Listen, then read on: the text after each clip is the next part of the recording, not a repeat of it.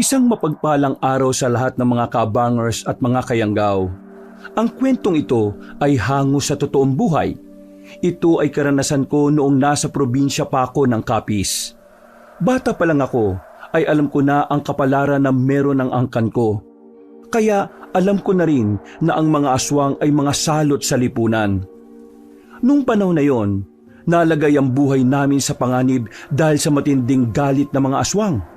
Pero dahil malakas at magagaling ang mga kamag-anak ko, naubos silang lahat. Inakala naming lahat kabanong na yun na ang katapusan ng mga nilalang. Pero wala kaming ideya na yun palang pala ang simula. Simula ng isang nakakalungkot, nakakakilabot at nakakapanghinayang na kwento. Kilalanin niyo na lang po ko sa pangalang Damian. Subaybayan po natin ang kwentong kahit na kailan ay hinding-hindi ko malilimutan. Ang kwento ng mga antingero at aswang. Kabanong, mga kabangers at mga kayanggaw, ito ang aking kwento.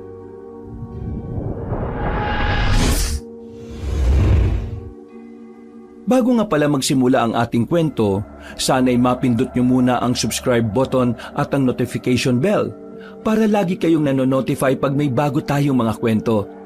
Pakibisita at pakisuportahan na rin ang iba pa nating mga channel. Ang Pamela Clamil Channel at ang Kabanong version 2.0. Kung wala sa mga nabanggit ko ang channel na mapapakinggan nyo na nagnanarita ko, yung channel na yon ay malamang ninakaw ang ating mga audio recordings. Huwag po nating suportahan. Mag-unsubscribe tayo dito. Naglalambing ako sa inyo na sanay yung 3 channel lang ang ating suportahan. At huwag nyo rin kalilimutan mag-like at comment. Napakalaking tulong po ito sa ating channel para mas makapagatid pa kami sa inyo ng mga magaganda at mga nakakapangilabot na mga kwento. At ngayon, sa ating pagpapatuloy. Oh, pagtubig ka muna. Kanina ka pa dyan eh. Uy, ba't ka nandito? Hindi ba halata? Eh di para samahan ka. Ayaw mo ba? Hindi naman. Baka kasi nakakaabala ako sa trabaho mo. Huwag ka mag-alala.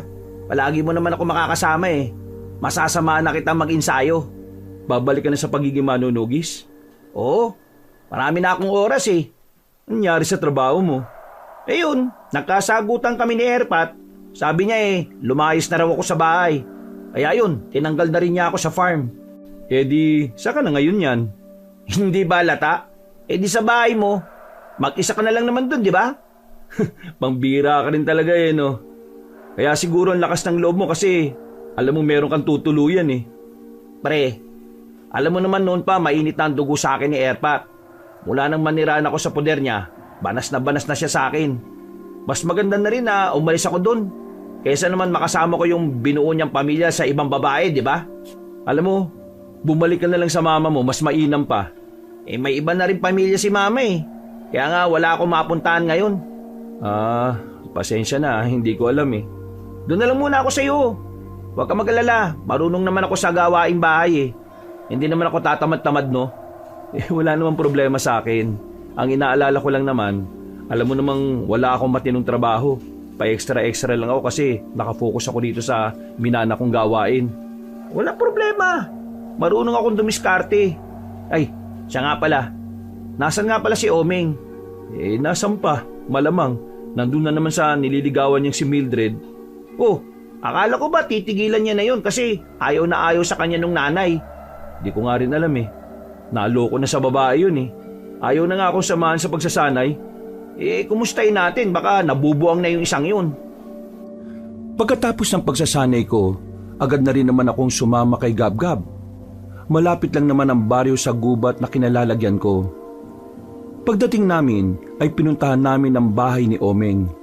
Ang kaibigan namin na parang hindi kayang mabuhay kapag walang babae. Nakita namin si Omeng na nakaupo sa gilid ng bahay nila. Tulala, malalim ang iniisip. Sa sobrang lalim, hindi na niya namalaya na naroon na kami. Hindi ba siya matatauhan kung hindi ko siya tatapikin sa balikat? Uy, ano na naman yung iniisip mo? May problema ka na naman ba? Babae na naman siguro, no? Uy, nandito ba kayo para pagtawanan ako? Bakit ka naman namin pagtatawanan eh? Hindi nga namin alam kung anong nangyari sa'yo. Ano bang problema? Ayaw talaga sa akin ng nanay ni Mildred eh. Talagang hinahamak niya ako. Ilang beses ka na kasi namin sinasabihan. Humanap ka na lang ng ibang babae. Yung hindi masama ugali ng nanay. Kaysa sa ganyan. Bira ka naman, oh. Gusto rin naman kasi ako ni Mildred. Nanay niya lang talaga yung pumipigil sa aming dalawa. Kung talagang gusto ka ni Mildred, di ipaglaban ka niya. Pinaglalaban naman niya ako eh. Kaso, hindi siya makapalag sa nanay niya. Kasi nanay niya yun eh. Ano bang pwede kong gawin? May alam akong paraan. Pero medyo kailangan mo rito ng kapal ng muka. Hindi ba mapapahamak yung kaibigan natin dyan? Hindi naman. Kapal ng muka ang puhunan. Ano ba kasi yan? Lumapad ang ngiti ni Gabgab. Sa ngiting yun pa lang, alam ko nang kakaiba na naman ang naiisip nito. Pagsapit ng gabi, nagbihis na rin kami. Kinuha ko ang gitara ko, nakatutono pa lang. Sinamahan na rin namin ng mga bulaklak, nakapipitas lang din sa gubat. Nung gabing yon, manghahara na kami sa bahay ng babaeng nililigawan ni Omeng. Pero hindi si Mildred ang haharanahin namin. Walang iba kundi ang nanay nito. Ang sabi kasi ni Gabgab, mas maganda rin daw kung pati ang mga magulang ng babae ay hinaharana rin. Isa raw itong paggalang at pagbibigay halaga sa tradisyon ng mga Pilipino.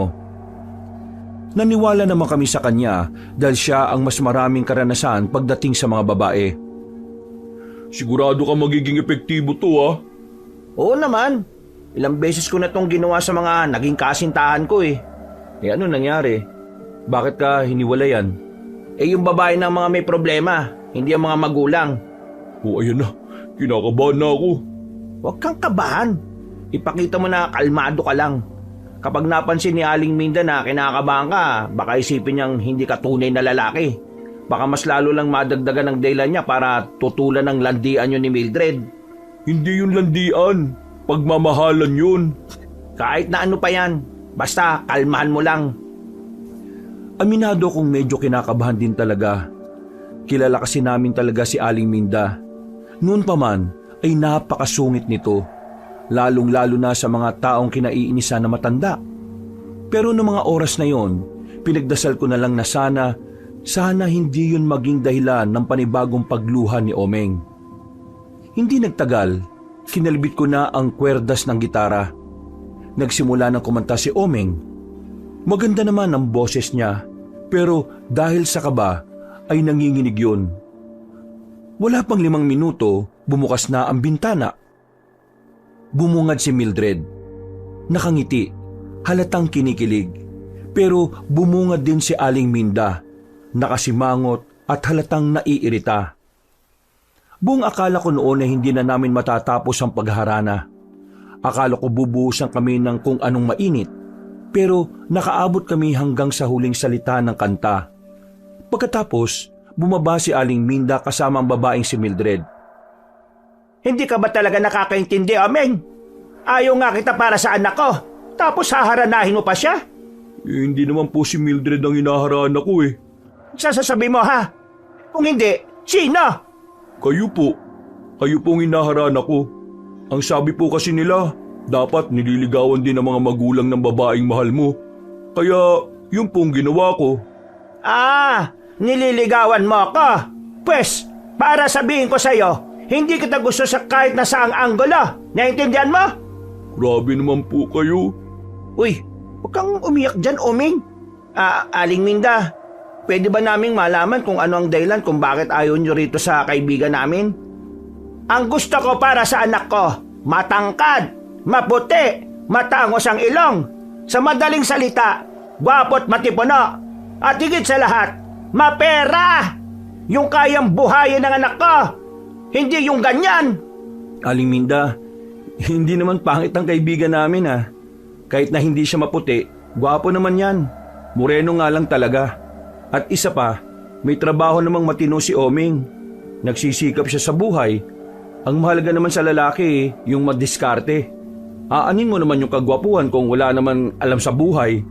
Aanin mo ang maraming perang lalaki kung hindi naman kayang alagaan ng anak ninyo't mahalin. Oo nga naman. Kaya pagbigyan niyo naman itong si Oming. Mama, mabuting tao naman si Oming. Hindi siya mayaman pero kaya niyang gawin ang lahat para alagaan at ingatan ako. Hindi. Hindi, Mildred. Nadadala ka lang talaga sa emosyon. Bata ka pa kasi kaya ang tanging iniisip mo lang yung masaya ka. At yung pagmamahal na yan. Pero sa oras na pumasok ka na sa buhay pag-aasawa, doon mo na makikita ang mga totoong problema. Isa na dyan ang pera. Ayokong danasin mo ang dinanas ko. Nag-asawa ko ng mahirap. Kaya hanggang ngayon, mahirap pa rin ako. Kung mag-aasawa ka na lang din, doon ka na sa kaya kang bigyan ng marangyang buhay at komportable. Hindi yung mag-aasawa ka lang din hampas lupa pa. Sobra naman po yata yung huli niyong sinabi, Aling Minda. Huwag niyo namang sabihan ng hampas lupa tong kaibigan namin. Baka naman kaya mo gusto ng mayamang lalaki para sa anak mo para makaranas ka rin ng karangyaan. Sino ka para pag-isipan ako na masama, ha? Sino ka rin para maliitin mo si Oming? Tinatanong mo kung sino ako? Apo lang naman ako ng taong nagligtas ng buhay ng baryo na to. Apo lang naman ako ng taong nagbuwis ng buhay para kalabanin ng mga aswang. Ikaw, sino ka? Uy, pre, puso mo. Nakaka-high blood na tumatandang to Hoy Mildred, pasensya na kung sasabihin ko to Aling Minda, alam mo kung bakit mahirap ka pa rin hanggang ngayon? Kasi umaasa ka lang naman na merong taong mag-aahon sa'yo sa kahirapan. Kahit kailan, hindi ka naman nagsikap Puro ka lang asa sa iba. Wala kang karapatang maghangad ng magandang buhay kung hindi ka naman nagsisikap. Ba't loko to Loko talaga ako. Bakit? Ano bang gusto mo? Suntukan na lang tayo. Uy, tarantado ka ba? Mildred, aalis na kami Painumin mo ng tubig yung mama mo parang aatakihin Hinila na ako ni Gabgab paalis doon. Bumalik na lang kami sa bahay nila Oming. Napopo na lang kami sa gilid. At sa mga sandaling yon ay kalmado na rin ako.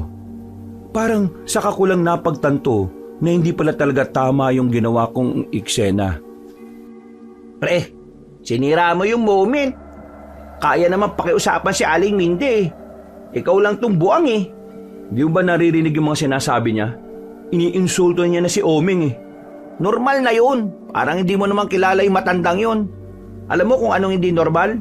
Yung hamunin mo si Aling Minda ng suntukan, pre. Ang tanda na nun Babae pa. Maiintindihan ko pa kung si Mildred ang hinaman mo ng suntukan Pero si Aling Minda, nakadroga ka ba? Hindi ko na rin alam ang mga sinabi ko kanina Na-high blood na ako Sana, hindi na lang kayo nakialam. Mas lumala pa yung sitwasyon. Napatingin na lang kami kay Oming. Nakatulala na naman siya sa malayo. Baka sa mukha niya ang pagkadismaya at lungkot. Nakaramdam ako ng konsensya. Kung hindi siguro ako gumawa ng eksena, baka hindi mas nagalit si Aling Minda sa kanya. Pare, pasensya ka na ayaw ko lang naman kasi na minamaliit ka ni Aling Minde. Sanay na ako. Sobrang sanay na ako.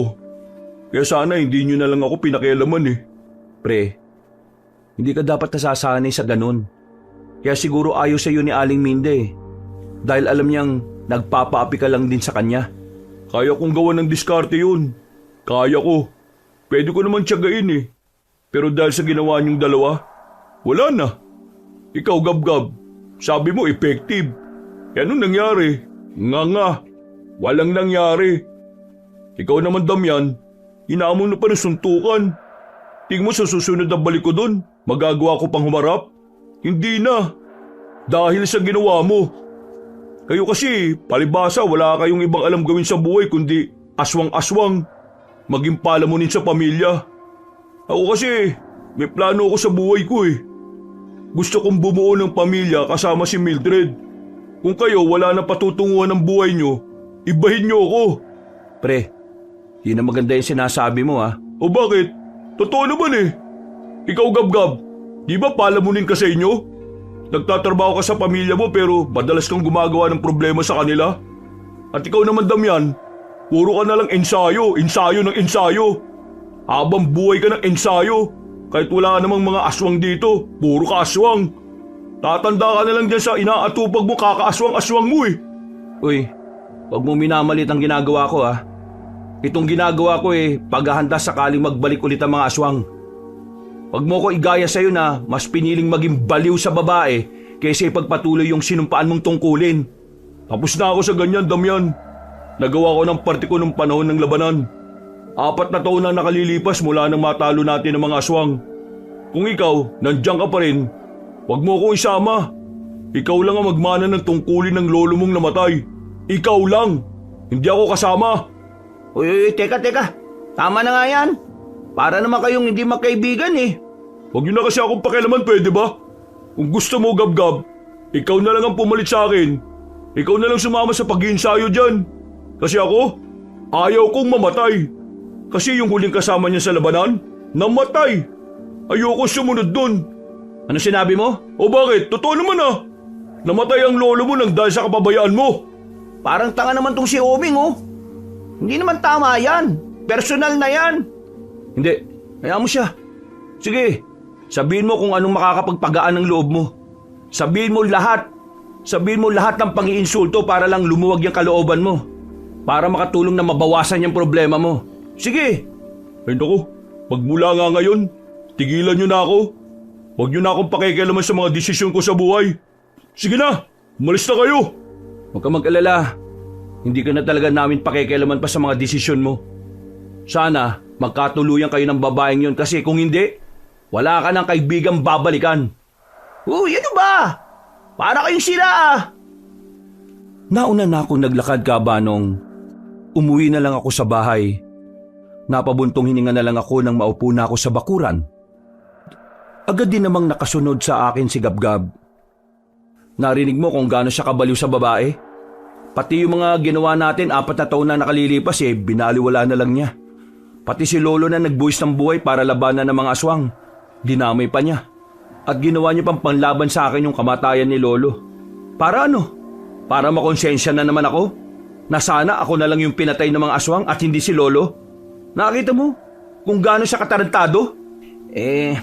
Naiintindihan ko naman ang nararamdaman mo, Damian. Pero dapat intindihin din natin yung nararamdaman ni Omeng. Ano bang ginawa natin? Kulang ang pag-unawa natin, pre. Kulang. Paano kulang? Hinayaan na nga natin siyang kumalas sa saman para lang makipaglandian siya ron sa babaeng yun. Pre, malalim ang pinagugutan ni Omeng. Para sa kanya, isang karangalan na mahalin din siya ni Mildred. At ang karangalan na yun ang tanging meron siya. Sa bahay nila, minamalit lang din siya ng mga kapatid niya. Ganon din yung tatay niya. Kaya si Mildred, parang medal yun sa kanya. Isang medal na sumisimbolo sa kaisa-isang magandang bagay na nagawa niya sa buong buhay niya. Kaya kapag yun nawala para sa kanya, parang kalahati na rin ng buhay niyang nawala. Yun ang hindi natin maintindihan, pre. Hindi ako nakapagsalita ng mga sandaling yon, Kabanong. Bigla kong napagtanto na tama nga si Gab-Gab. Kulang din talaga ang pangunawa na binibigay namin kay Omeng. Sa aming tatlo kasi, si Omeng talaga ang mahina ang loob. Siya talaga ang palaging maliit ang tingin sa sarili niya. Kaya siguro nang makilala niya si Mildred, yun ang naging dahilan para kahit papaano, ibangon niya ulit ang kanyang sarili. Ayos lang yan. Normal sa magkakaibigan na nakakasamaan ng loob. Ang mahalaga naman dito handa nating aminin na nagkamali tayo. At tingin ko din naman, magsosorry din yung si Omeng. Kilala naman natin ang ugali nun Kapag alam niyang may mali siya, magkukusang lumapit yun sa atin. Gugulan din talaga ako Siguro nga, masyado lang nakakulong ang utak ko kung papaano ko mahahanap yung iba pang aswang. Siguro, yun ang dahilan kung bakit may mga bagay na hindi ko maintindihan tungkol sa ibang tao. Teka, maiba tayo. Sigurado ka ba talaga na meron pang ibang aswang? Oo, meron pa. Hindi ako pwede magkamali. Mga aswang ang nakita ko sa gubat ng Maribeles, 2 taon nang nakalilipas. Kung sakaling meron pang mga aswang, ibig sabihin may tsansang magkaroon ulit ng kaguluhan? Ako na lang ang natitirang buhay sa angkan namin. Hanggat buhay ako at hanggat may aswang, hindi matatahimik ang hidwaan ng mga manunugis at mga aswang. Nag-aalala ako para sa kaligtasan mo, pre. Ano kaya kung magbagong buhay ka na lang? Hindi pwede. Kung hindi ako, sino magtatanggol sa probinsyang ito sakaling magbalik sila? Wala. Ako lang. Kung yan naman ang tingin mong dapat na gawin sige, susuportahan kita. Sasamahan kita. Babalik ako. Pre, hindi mo na kailangan bumalik sa gawain na 4 na taon mo nang iniwan. Kayang-kaya ko na itong mag-isa. Hindi mo kakayanin na mag-isa ang mga aswang, pre. Kailangan mo ng kaibigan. Okay? Inakbayan na lang niya ako. Kahit na papaano, gumaan na rin ang pakiramdam ko. Pumasok na lang kami sa loob. Napatingin kami sa malaking larawan ni Lolo na nakadikit sa dingding. Napangiti na lang kami habang inaalala ang kagitingan niya noong kasagsagan ng digmaan laban sa mga aswang. Makalipas pa ang ilang araw, sigabgab na ang nakasama ko sa pag-iensayo. Kahit na matagal na siyang tumigil sa pagiging manunugis, hindi pa rin kumukupa sa mga kaalaman niya sa pakikipaglaban. Isa si Gabgab na nakasama namin ni Oming noon. Kami ang naging alalay ni Lolo noong tinutugis pa namin ang mga aswang. Hindi na ako sanay. Ang bilis ko na mapagod. Wala ka pa nga rin kupas eh. Talaga? Oo, pwedeng-pwede ka na kaagad sumabak. Mas maganda siguro kung kasama natin si Oming, no? Kaso, malabo pa sa ngayon Hayaan na muna nating lumamig ang ulo. Hindi ba kayo nagkausap nito mga nakarang araw? Hindi. Balita ko nga rin. Hindi rin sila nagkikita ni Mildred. Paano sila nakakapag-usap? Hindi na nasagot yon ni Gabgab nang marinig namin ang sigaw ng mga magsasaka na napadaan sa ilog. Natataranta sila. Naintriga naman kami kaya agad namin silang nilapitan. Tinanong namin kung ano ang nangyayari. Ang sabi ng matanda, isang katawan ng lalaki ang nakitang wala ng buhay. Marami raw hiwa sa katawan at mayroong butas sa bandang leeg. Sumunod kami sa mga magsasaka. Maya-maya pa, narating na rin namin ang isang bakanting palayan. Marami ng tao ang naroon. Pagsilip namin, nakita namin ang bangkay ng lalaki na nilalangaw na. Hindi na makilalang mukha sa dami ng hiwa nito. Nagsisimula na naman pala sila. Napalingon kami sa likuran nang marinig ang tinig na yon ng matandang lalaki. Pagtingin namin, isang matandang parang ermitanyo ang nakita namin. Meron pa siyang daladalang tungkod. Mahaba ang buhok niya na kulay puti. Balbasarado na rin at mahaba ang bigote. Sinong sila ang tinutukoy niyo? Kung sino ang nasa isip niya, yon ang tinutukoy ko. Naglakad na paalis sa matanda, pero dahil napukaw niya ang atensyon ko, sinundan ko siya at hinarangan. Aswang bang tinutukoy niyo? Mukhang yon ang nasa isip mo.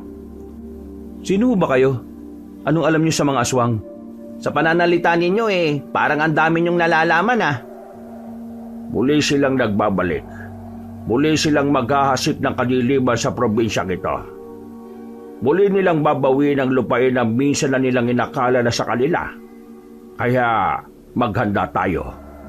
Kailangan nating ihanda ang ating mga sarili. Pakilala mo kung sino ka para pagkatiwalaan ka namin sa mga sinasabi mo. Hindi naman mahalaga kung ano ang pagkakakilanlan ko. Ang mahalaga, alam na nating malaki ang posibilidad na mangyari ang nakaraan. Pamisteryo pa talaga to si Manong Wala silang pinipili. Wala silang tsak na punteriya. Marahil ay kung sino-sino lang ang makita nila. Depende kung kailan sila nagugutom. Hindi sila kumakain ng laman. Dugo ang prioridad nila. Pero sa mga susunod na buwan, baka kumain na rin sila ng laman ng tao. Alam niyo naman siguro ang ugali ng mga aswang. Hindi sila nakokontento. Sabihin mo, gaano sila kadelikado ngayon? Walang nakakaalam. Walang makakatukoy. Malalaman lang natin yan kapag tayo na mismo ang nakaharap nila. Ngumiti ang matanda sa amin. Isang misteryosong ngiti. Naglakad na ang matanda palayo. Pinagmasdan na lang namin siya at hindi na rin namin sinundan. Pero ang totoo, Nahihiwagaan kami sa kanya. Yung kasi ang unang pagkakataon na nakita namin siya sa lugar namin. Medyo duda ako sa matandang yun Parang ang daming nalalaman Hindi parang, marami talaga siyang nalalaman. Napabuntong hininga na lang ako, Kabanong. Binalikan na lang namin ang bangkay na pinagkakaguluhan ng mga tao. Maya-maya pa, dumating na rin ang mga pulis para imbestigahan yon. Nawalan na rin kami ng pagkakataon na tingnan ng mas malapitan ng bangkay. Pero nung oras na yon, alam ng lahat ng tao na maaaring aswang ang dumali sa lalaki. Kumalat yun sa buong baryo namin. Dahilan para makapagdulot na naman ito ng takot sa mga residente. Parang bumalik ang kilabot na nararamdaman namin 4 na taon na ang nakalilipas. Hanggang sa sumapit ang kinagabihan. Ramdam ang takot ng mga tao. 6:00 pa lang kasi ay nasa loob na ng bahay ang mga tao. Anong binabalak mo ngayon, pre? Hindi ko rin alam. Kung sakaling nagbalik na nga sila, wala naman akong dapat ikabahala. Nakapaganda ako ng mahabang panahon. Malaki ang tiwala ko sa sarili ko.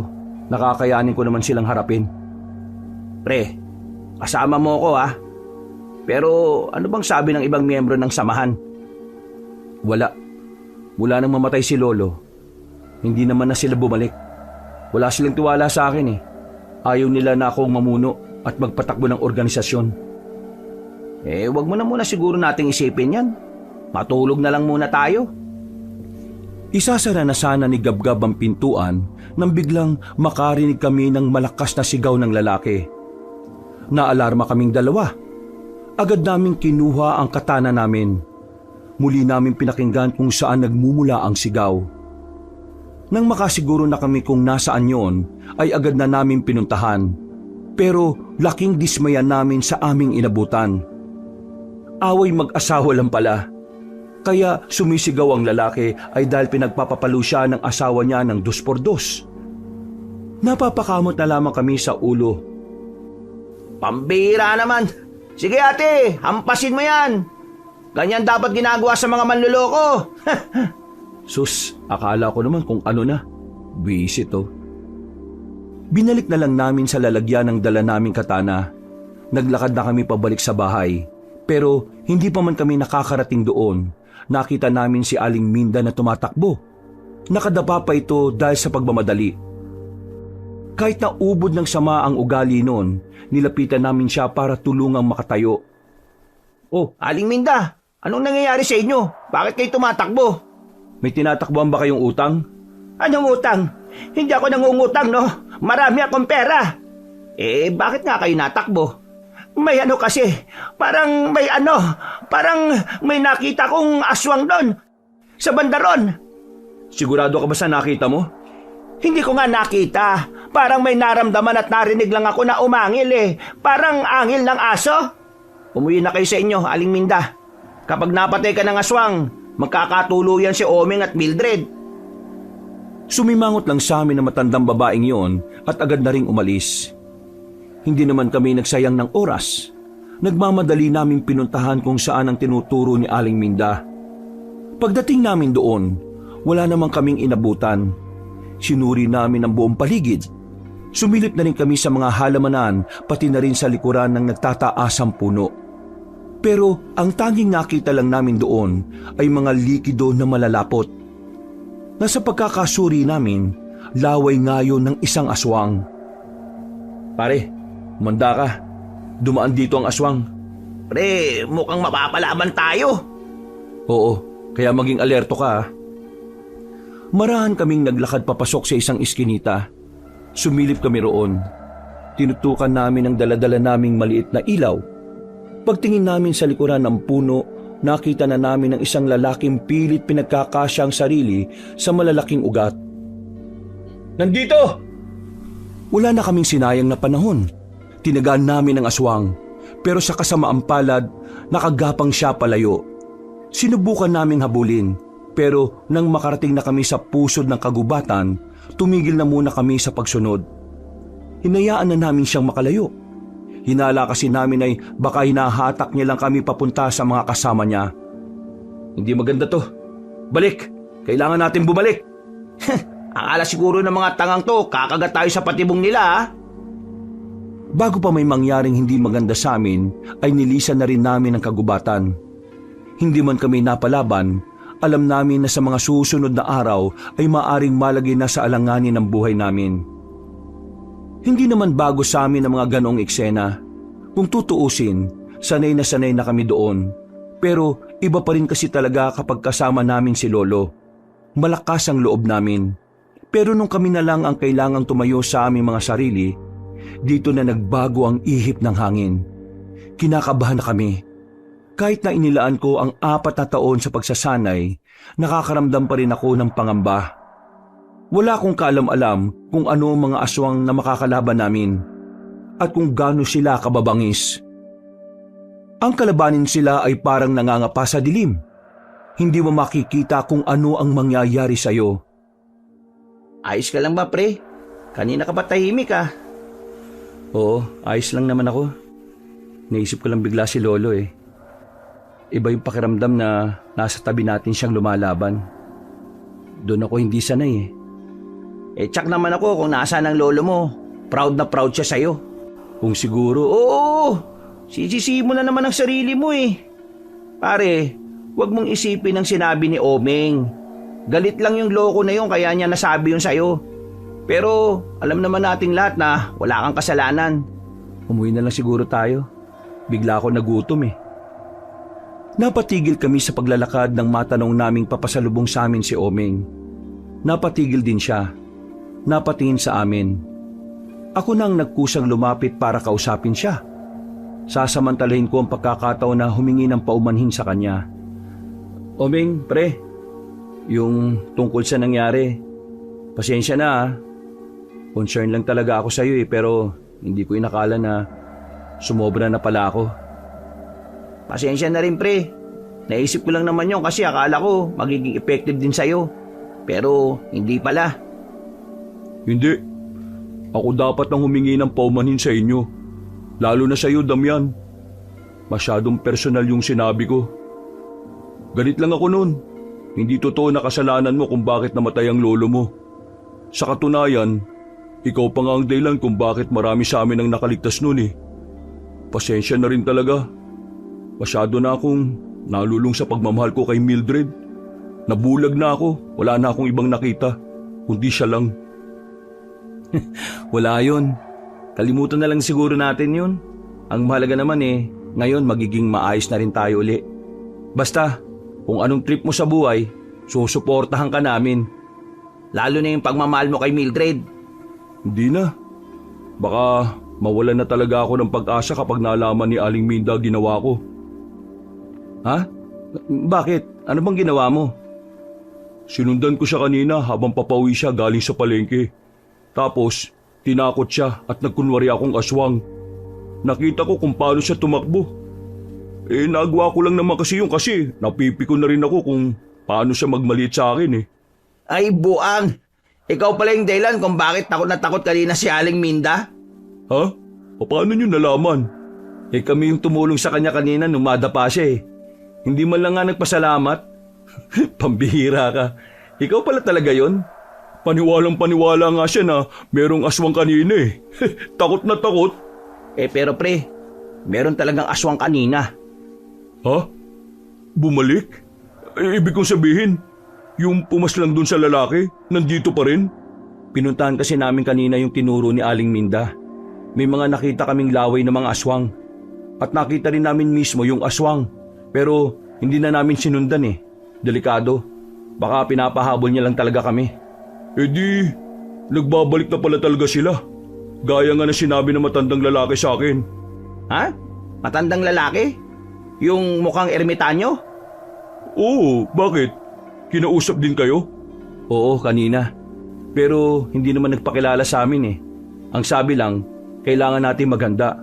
Sino kaya yung matandang yun, no? Bakit parang ang dami niyang alam? Yan din ang tanong namin. Kung sino man siya, sana kakampi natin siya at hindi kalaban. Pero siya nga pala, anong balak mo, Omeng? Kami ni Gabgab, buo ng loob namin. Sasabak kami ulit. Hindi ka naman namin pinipilit ha. Sasama na ulit ako. Ang totoo niyan, ito ang dahilan kung bakit gusto ko rin kayo makausap eh. Gusto kong bumalik sa pagiging manunugis. Ito lang din kasi ang alam kong paraan para kahit papaano maprotektahan ko si Mildred. E di kung ganon, buo na tayo ulit. Bukas, simulan mo na ulit magsanay ha. Papanoorin ka na lang namin kasi kami tapos na eh. Makalipas ang maraming araw, wala kaming ginawa kundi ang mag-ensayo lang. Sinasamantala na namin na walang dumadalaw na aswang sa kahit saang baryo. Pero kahit na nananahimik pa ang mga aswang, hindi namin magawang maging kampante. Bawat gabi, parang lagi kaming nagiging tamang hinala sa mga ingay na naririnig namin. Alam namin na isa sa mga ugali ng mga aswang ay ang manahimik kapag malapit na silang umatake. Samantala, dahil nga walang nagpapakitang aswang sa mga nagdaang araw, muling bumalik ang sigla sa baryo namin. Nawala ang takot nila at ang usapan tungkol sa lalaking natagpo ang bangkay na ay agad na naglaho. Napalitan ito ng haka-haka na baka tao lang din ang gumawa, na baka isa sa mga nakaaway ng biktima. Oh, saan ba nagpunta si Gab-Gab? Parang kanina ka pa yata naghihintay dun ah. Ewan ko, napadaan na naman siguro sa mga pinsan niya. Buti nga dumating ka eh. Kanina pa ako nababagot dito. Oh, baka natatakot ka na atakihin ka ng mga aswang kasi mag-isa ka lang kanina. Ako? Matatakot? Patawa ka naman pre. Hindi, biro lang. Ito naman oh. Oh, ayun yung matanda oh. Napaalis ako sa kinauupuan kong malaking bato. Nakita namin na matandang lalaki na papatawid na sa kabilang parte ng ilog. Malakas ang agos kaya nag-alala kami na baka tangayin siya. May kapayata na rin kasi ang matanda. Unang tingin pa lang ay makikita ng kulang talaga siya sa timbang. Dali-dali kaming lumapit sa kanya. Pipigilan sana namin siya pero nabigla kami nang tumayo siya sa gitna ng lumaragasang tubig. Hindi siya inaagos. Kahit kaunting paggalaw ay hindi nangyayari. Nanatili lang siya sa kanyang kinatatayuan. Ah, kayo pala. Delikado dyan, baka tangayin ka. Kailangan mo umalis dyan. Tatangayin? Hindi naman ah. Manong, makinig ka na lang sa amin. Marami nang tinatangay ng lumaragas ang tubig na yan. Huwag kayo mag-alala. Hindi ako mapapabilang sa mga yon. Pero para hindi na kayo mag-alala, eh sige, aalis na ako. Kaswal lang na naglakad palapit sa amin na matandang lalaki na parabang hindi niya alintana ang malakas na agos ng tubig. Nakangiti lang siya sa amin ng malapad nang makalis na siya sa tubig. Dito ba kayo nagsasanay? Oo, doon ho, sa banda ron. Madalas ako napapadaan dito ng mga nakaraang araw. Parang ang ganda kasing maglakbay-lakbay sa gubat dito malapit sa inyo. Ang daming makukuhanan ng pagkain. Nagkatinginan kami ni Omeng. Pareho kaming nahihiwagaan sa matandang aming kaharap. Presensya pa lang kasi niya ay parang may kakaiba talaga sa kanya. Napansin ng matandang lalaki na seryoso ang tingin namin. Huminga siya ng malalim. Naupo sa malaking bato at itinukod ang kanyang tungkod. Marahil nagtataka pa rin kayo kung sino ako.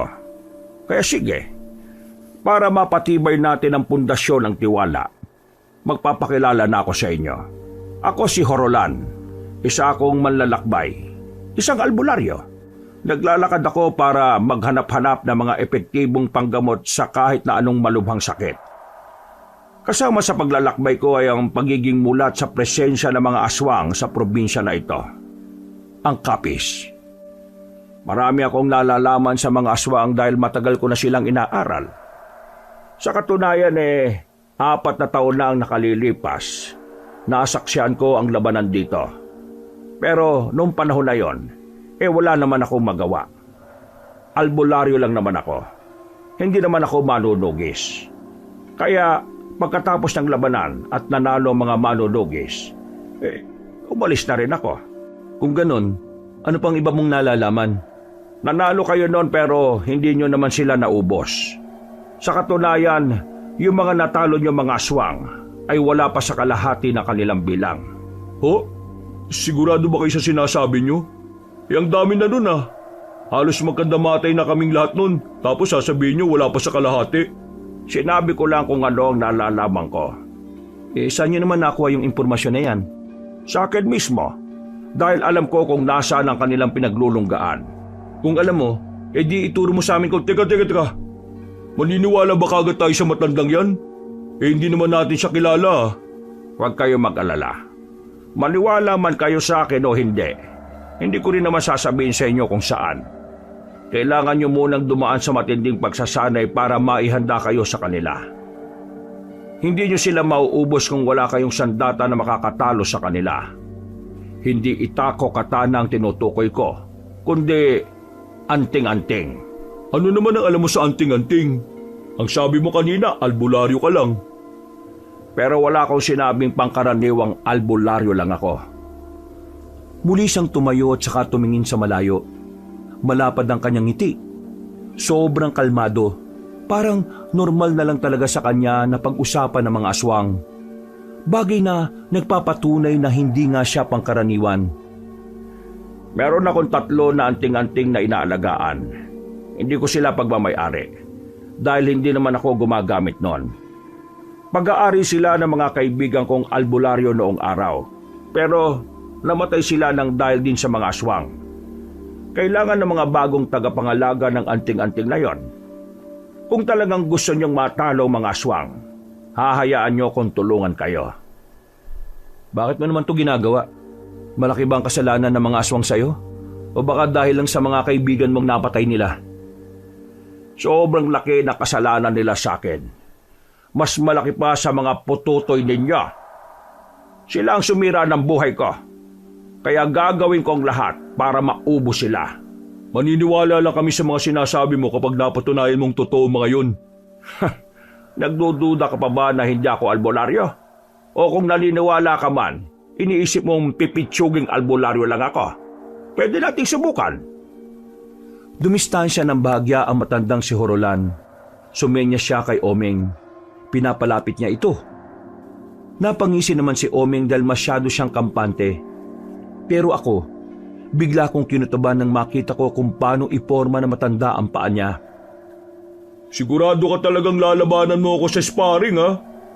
Etong si Damian nga, iniiwasan ako makasparring eh. Huy, pinagsasasabi mo. Subukan lang natin. Kapag napalhod kita, ibig sabihin totoo mga sinabi ko. Kapag ikaw ang napalhod ko, anong kapalit? Kapag napalhod mo ko, pagsisilbihan kita hanggang sa dulo ng aking hininga. Ngumiti ng nakakaloko si Omeng. Naniniwala siya na gagawin niya lang punching bag ang matandang yon. Nang bitiwan na nila ang kanilang mga hawak, lumusob na rin si Omeng. Isang malakas na suntok ang kanyang pinakawalan. Pero binigla kami na matandang yon. Walang kahirap-hirap na nailaga ni Mang Horolan ang suntok ni Omeng.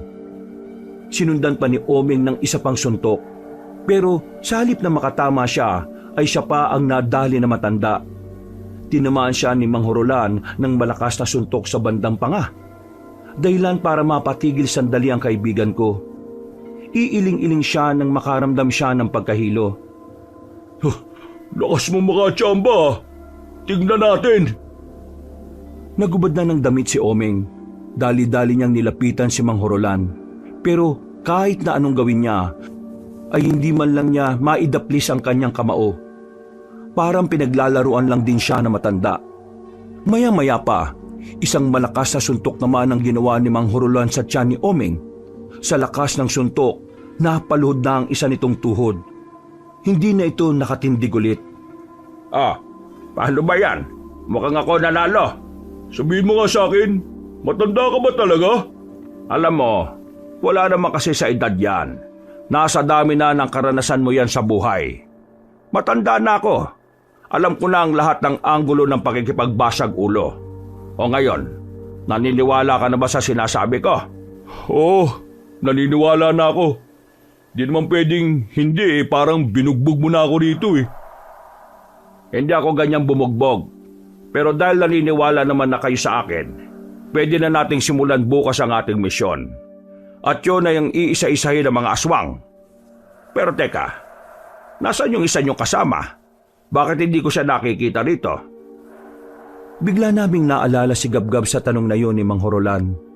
Lagpas isang oras na kasi siyang hindi nakakabalik sa kagubatan, kaya naman naalarma na kami. Kasama namin si Mang Horolan nang lisanin namin ang gubat. Bumalik kami sa baryo namin. Pinuntahan ko siya sa bahay pero wala siya roon. Nagtanong-tanong na rin kami pero walang makapagsabi kung nasaan siya. Dakong 7:00 ng gabi, hindi pa rin namin nasisilayan ang kahit na anino niya. Dalawa na lang kami ni Oming ang magkasama sa paghahanap sa kanya. Si Mang Horolan ay nauna nang umalis at nagsabing magpapakita na lang ulit kinabukasan. Ano na kaya nangyari sa lukulukong yun? Medyo kinakabahan na nga ako eh. Kilala mo naman si Gabgab, di ba? Magsasabi yun kapag hindi siya makakabalik. Hindi kaya may nangyari ng masama sa kanya? Huwag naman sana. Ipinagpatuloy namin ang paghahanap. Lahat ng pwedeng puntahan ni Gabgab ay napuntahan na namin. Maya-maya pa, naisipan namin pumasok na sa gubat.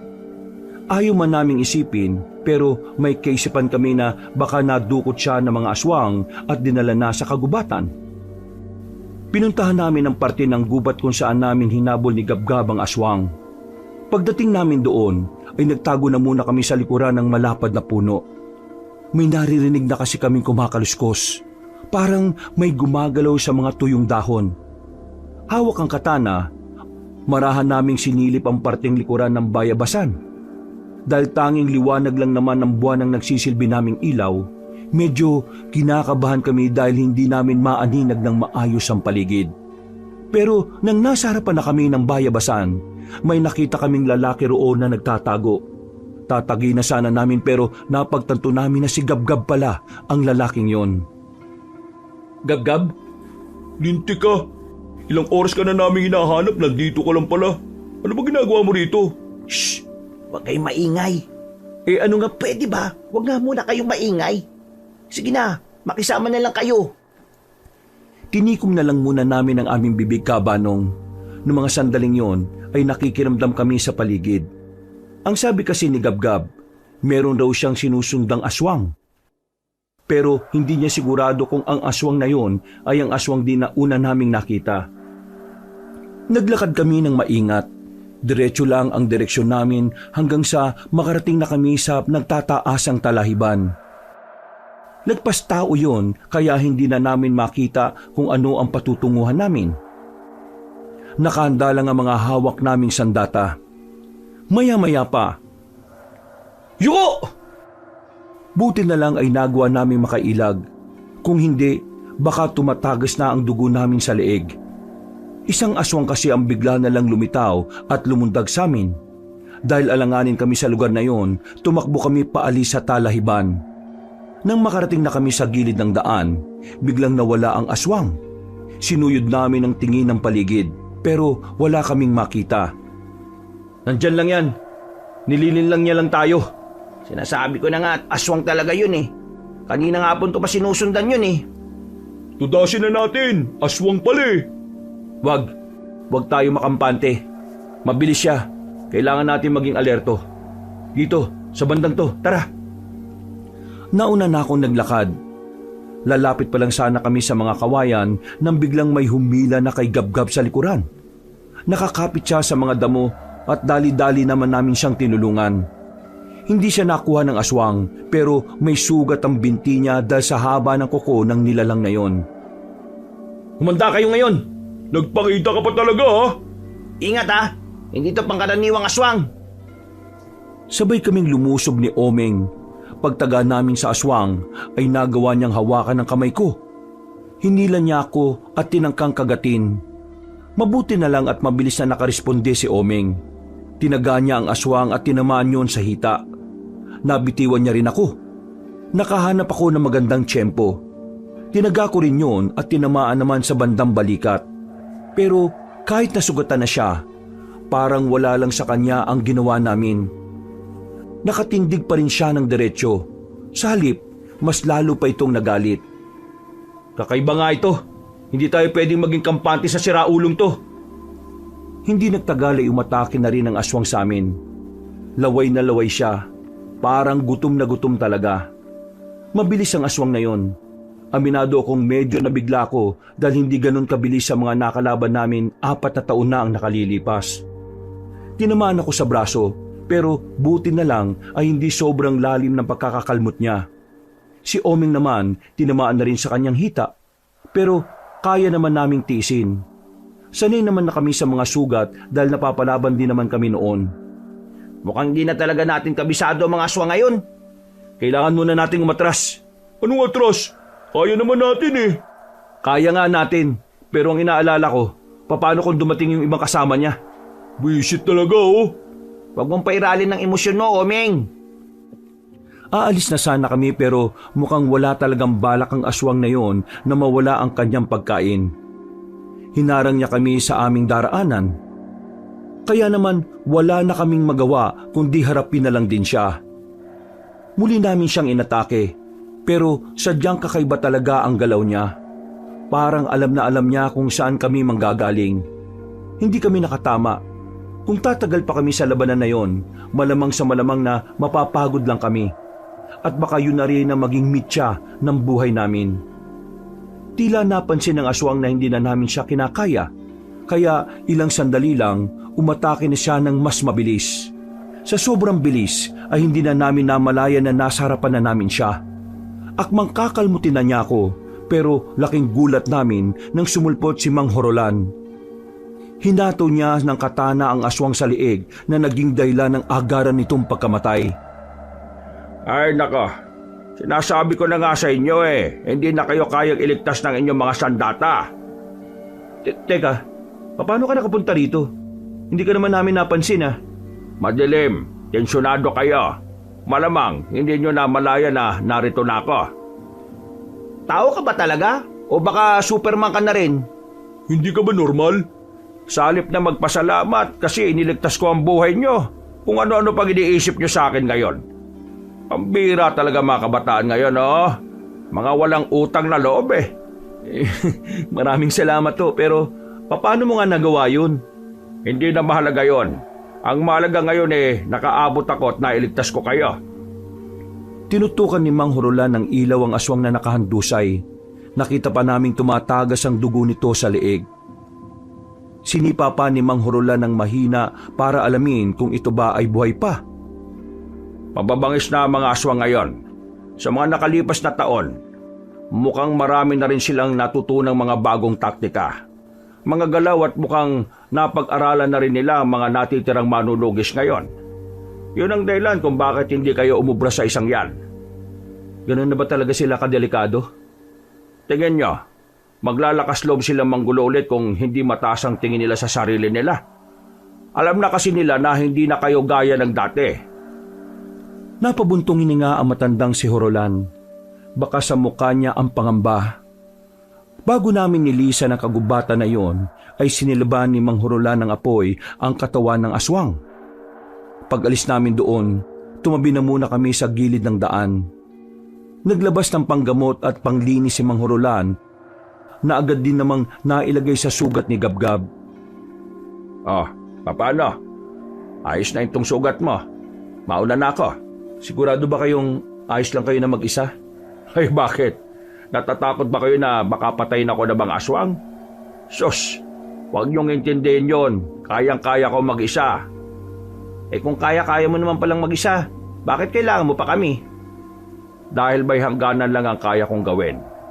At kayong tatlo lang ang nakikita ko makakagamit ng mga anting-anting na naiwan sa akin. O sige na, maglalakad na ako at baka umagahin pa ako. Pinagmasdan na lang namin si Mang Horolan na naglalakad papalayo. Napapailing na lang din kami dahil hindi namin inakala na ang matandang gaya niya ang magliligtas sa amin. Dahil sa nangyari, mas lalo naming naintindihan na hindi na talaga sapat ang nalalaman namin para tapatan ng mga aswang. Mas lalo naming kinailangan ng tulong ni Mang Horolan. Kahit na hindi pa namin siya lubos na kilala, kailangan namin siyang pagkatiwalaan. Makalipas ang halos 2 buwan, sa mga nagdaang araw ay napapadalas ang paglitaw ng mga aswang sa bawat baryo. Ginagawa na nilang tambayan ng gubat. Pero dahil nga naibigay na rin sa amin ang anting-anting, ay unti-unti na rin namin yung napapaunlad. Nagagawa na rin namin silang tugisin. Hindi pa naman kami sobrang lakas dahil hindi pa namin nagigising ang tunay na kapangyarihan ng anting-anting na nasa amin.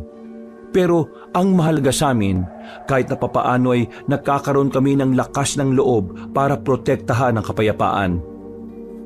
Mas naging malapit din ang kalooban namin kay Mang Horolan. Magaan talaga ang pakiramdam namin sa kanya.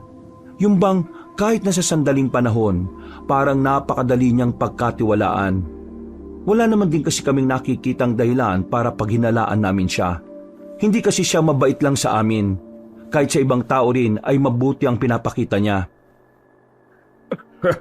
Alam niyo kung anong gusto ko sa inyong magkakaibigan? Ang dadali niyong matuto. Alam niyo bang yung mga may-ari ng anting-anting na binigay ko sa inyo hirap na paabuhin ng mga yan.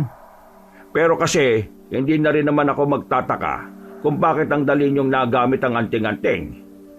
Nararamdaman kasi niya na karapat-dapat kayo dahil na rin sa ginawa niyong pakikipaglaban noon. Pero hindi mo pa rin ba sasabihin sa amin kung saan namin makikita ang lungga ng mga aswang? Hindi pa.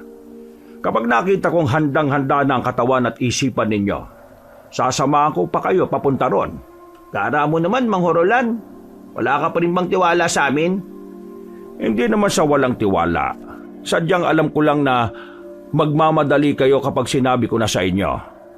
Tandaan nyo, hindi nyo pa nagigising ang tunay na kalakasan ng inyong mga anting-anting. Tama si Mang Horolan. Kailangan mas maging handa tayo. Kasi kung hindi, para lang tayong tumalon sa kumukulong mantika kapag nagpunta tayo sa balwarte nila. Sa ngayon, umuwi na muna kayo sa inyo at magpahinga. Mag-relax. Walang sinyalis ng pag-atake ngayon kaya makakapagpahinga kayo ng mas matino. Hindi mo ba talaga kami dadalhin sa bahay mo? Kung may bahay lang ako bakit naman hindi? Sus, kunwari ka pa. Ayaw mo lang talaga. Siguro may tinatago ka, no? Meron talaga. Maraming marami. Napapakamot na lang kami habang pinagmamasdan naming naglalakad papalayo si Mang Horolan, Kabanong. Pag-uwi namin sa baryo namin, masigla ang mga tao. 2 buwan na ring walang kumakalat na balita tungkol sa mga aswang. Kaya naman, halos lahat ng residente ay tuluyan ng kinalimutan yon. Ganun pa man, nanatili pa rin naman kaming alerto. Hindi kami kailanman naging kampante. Kahit sa gabi ay hindi kami natutulog ng mahimbing para lang mabantayan ang paligid. Ay nako, pambira naman talaga to si Gabgab oh. Kapag inuutusan, palagi matagal bumalik. Mantika na lang ang kulang ko, magluluto na ako eh. Ano pang aasahan mo ron? Palakwento ang isang yun eh. Baka napakwento na naman sa mga kakilala niya. Oh, ayan na pala. Putik, salamat naman dumating ka. Omeng, Tagal mo. Mantika lang naman ang pinabibili si Aling Minda at si Mildred. Pagkasabi niyo ni Gabgab, ay agad na binitiwan ni Omeng ang kanyang sinisibak. Nilapitan niya agad si Gabgab at saka inuga-uga sa balikat. Para kang timang kong makauga. Bitiwan mo nga ako. Ano ba? Wala akong pakialam kay Aling Minda. Pero ano nangyari kay Mildred? Ito na nga. Si Aling Minda at si Mildred, nakita ko sa bakuran nila. Iyak ng iyak. Takot na takot. Narinig ko, inatake raw sila ng aswang. Hinabol daw sila mula kanto hanggang dun sa daanan sa tulay. Katangahan naman talaga eh. Bakit dun sila duman eh? Wala nang katao-tao dun sa ganitong oras. Oh, Omeng, saan ka pupunta? Oy! Hindi na sumagot si Omeng at dali-dali na rin itong naglakad papunta sa kinaroroonan nila Mildred. Pagdating namin doon, ay marami ng tao sa harapan ng bahay nila. Hinawi naman namin sila at saka nilapitan ng mag-ina. Ang masamang ugali na si Aling Mildred ay parang basang sisiw sa mga sandaling yon. Tulala, bakas ang kilabot sa kanyang kilos at pananalita. Wala akong mabakasang kahit na anong kasungitan sa kanya noon. Ano nangyari dito? Mildred, totoo ba na inatake kayo ng aswang? Oo, batang aswang. Bata siya. Kamuntikan na niya kaming makagat. Kung di lang ako lumaban. Nasaktan ka ba? Ayos ka lang ba? Oo, ayos lang naman ako. Pero natatakot ako na baka balikan kami ng batang aswang na yon. Huwag ka mag-alala. Hindi ko hahayaan na makalapit sila sa bahay ninyo. Maraming salamat, Omeng. Talagang kailangan kita. Anong tingin mo? Papayagan na kitang manligaw sa anak ko? Porque kaya mong labanan ng mga aswang? Yan na nga ba sinasabi ko eh. Masama talaga ugali niya. Kahit na naalagay na sa panganib ang buhay nila. Aling Minda naman, hindi tong oras para dyan. Nandito ako para sa kaligtasan nyo, hindi para makipagtalo. Alam ko ng style mong ganyan. Style mo, bulok! Kunwari ka pa na may malasakit pero sasamantalahin mo naman ang pagkakataon para mas mahulog sa iyo ang anak ko. Pwes, para sabihin ko sa iyo, kahit na anong gawin mo ay hindi talaga ako papayag. Wala akong pakialam. Kung ayaw mo, si Mildred na lang ang poprotektahan ko. Bahala ka malapa ng aswang. Anong sinabi mo? Kahit na kailan talaga, hindi ka dinapuan ng kabutihan eh, no? Mildred, ikaw na nga lang ang poprotektahan ko. Itong nanay mo, pababayaan ko na lang to na mangat-ngat ng aswang. Total, wala rin naman tong pakinabang sa akin eh. Oming naman. Kayong lahat, ihandaan niyo ang sarili niyo.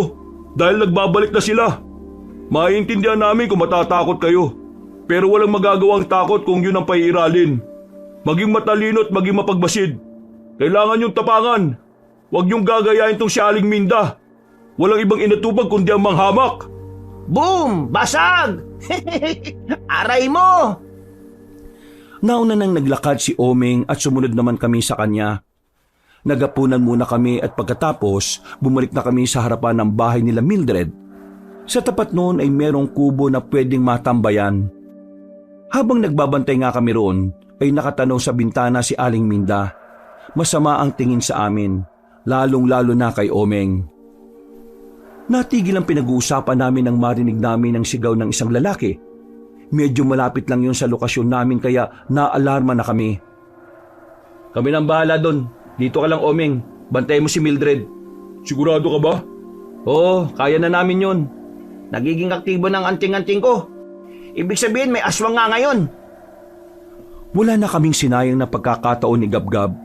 Gamit ang kapangyarihan ng anting-anting namin, natukoy namin ang kinaroroonan ng aswang.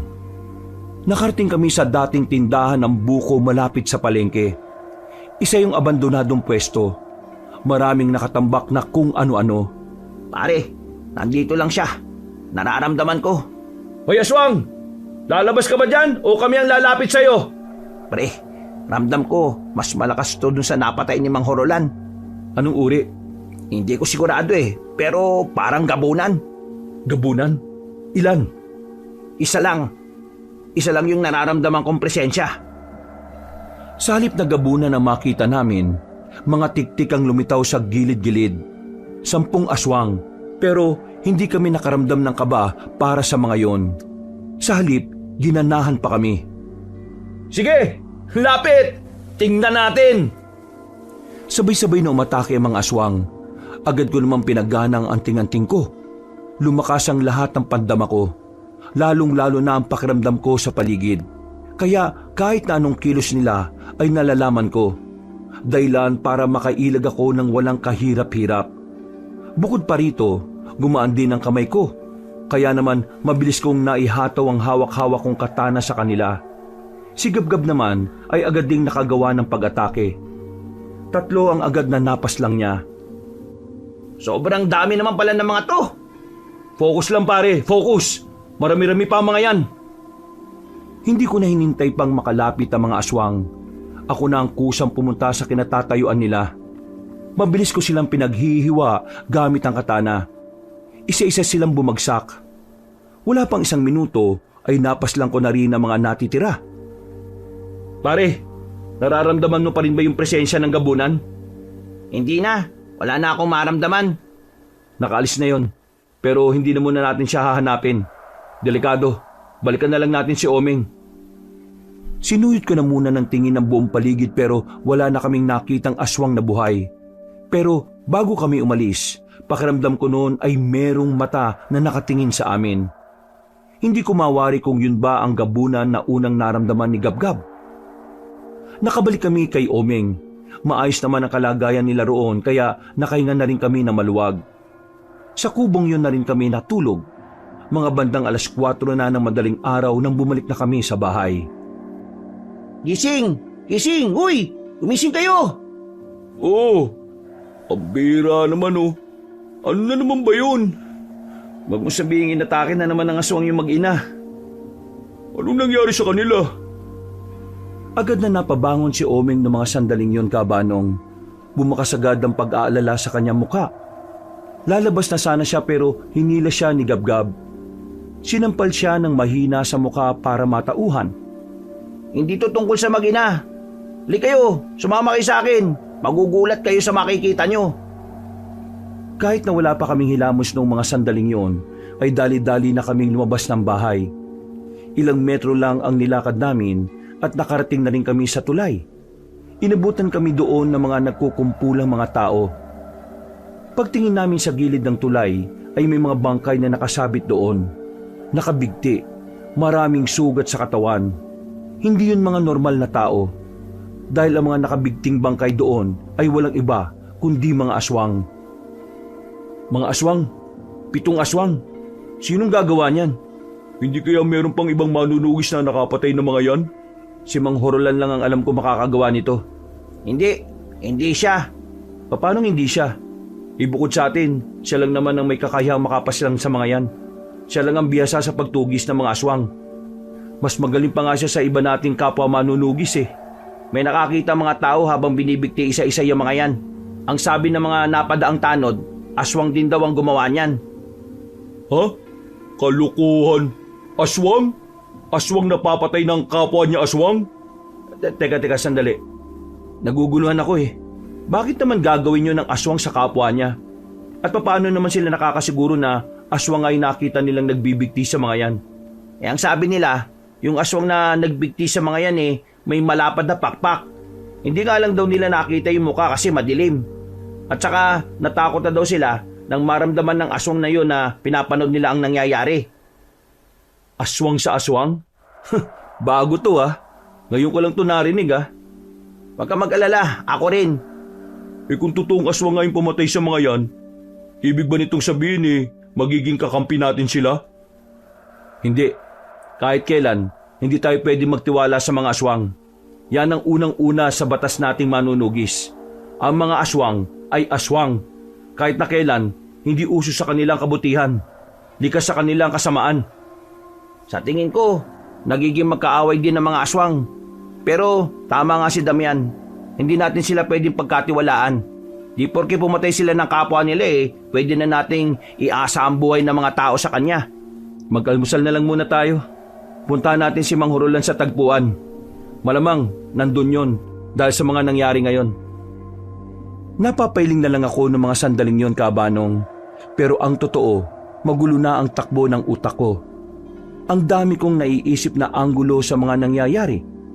Isa na rito ay ang posibilidad na palabas lang din ng mga aswang ang pagpatay sa kapwa nila aswang para maging kampante kami. Pero pwede rin naman na may mas malakas pang aswang na talagang pinapatay ang kasama niya sa hindi namin alam na dahilan. Nabusog ako sa kinain natin. Ang sarap mo talaga magluto. Ikaw talaga Damian, no? Pwede ka na talaga mag-asawa teka, nasa na kaya si Mang Horolan? Himala yata na wala pa siya ngayon dito. Tara, maglakad-lakad na muna tayo.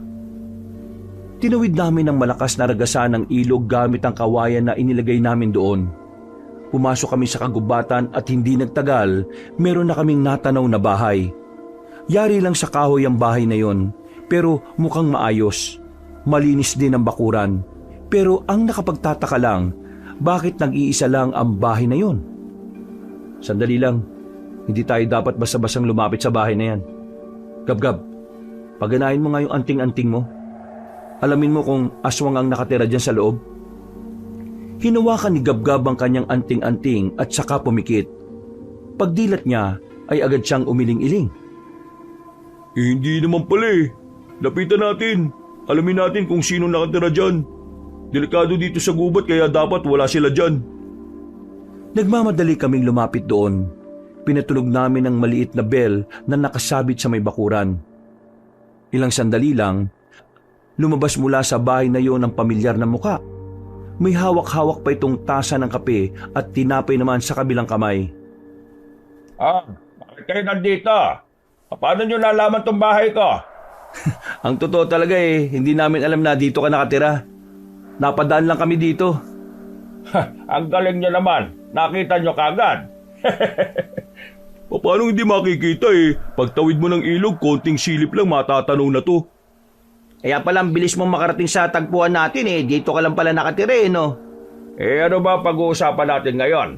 Hindi mo pa ba alam yung kumakalat na balita ngayon? Hindi. Wala naman akong kakilala sa baryo nyo eh. Nandito lang din naman ako sa bahay. May 7 aswang na bangkay. Maraming hiwa sa katawan. Binigti sa tulay. At ang sabi ng mga tao, kapwa nila aswang ang gumawa nun. May alam ka bang kwento na ang isang aswang kayang pumatay ng kapwa niya? Napopo si Mang Hurulan sa gilid at sandaling nag-isip. Nanatili naman kaming nakatayo sa harapan niya habang naghihintay. Magsasalita na sana siya nang biglang umubo ng ilang ulit. Nabitiwan niya ang hawak-hawak niyang kape. Pagtingin namin sa mukha niya ay namumula na siya. Mang Hurulan, ayos lang ba kayo? Ayos lang naman ako. Huwag kayo mag-alala. Hindi ka ayos. Mami ka nga sa amin. May sakit ka ba? Wala nga. Ganito talaga ako minsan kapag kulang sa tulog. Pinagmasdan ko siya ng maigi habang inaalalayan ni Omeng at Gabgab. Napansin ko na namumula rin ang ibang parte ng katawan niya. Pinagpapawisan siya at nagtitindigan ng mga balahibo. Hindi ko alam kung anong klaseng sakit ang inililihim niya sa amin, pero tingin namin ay hindi na yun normal.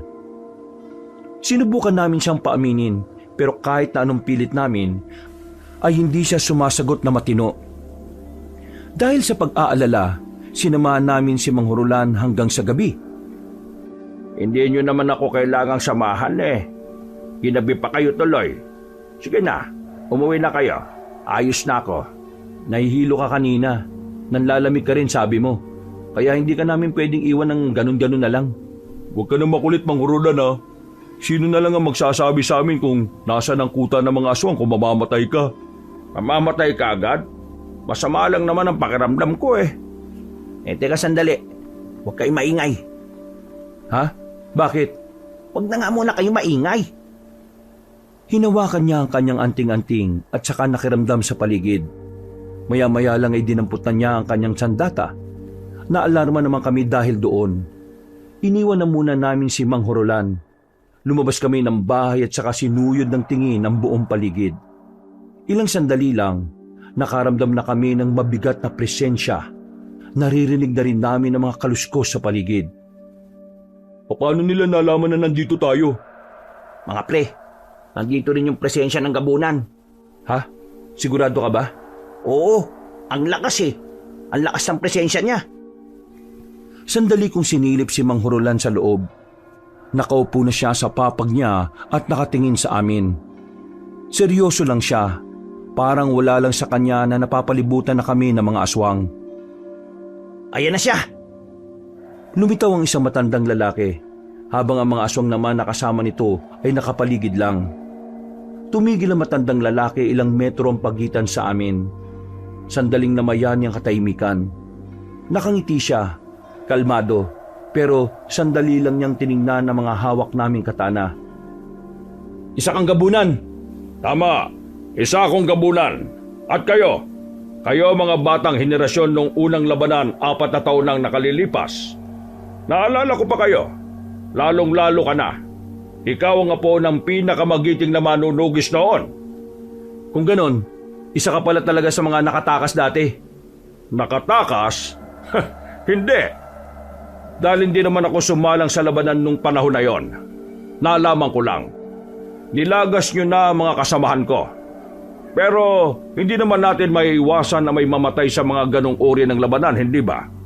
Kaya hindi naman gaanong sumama ang loob ko. Sa katunayan, 4 na taon din ang hinintay ko para paghandaan ang muling sagupaan. At ngayon, mukhang umaayon sa akin ang sitwasyon. Sandali siyang sumilip sa loob ng bahay.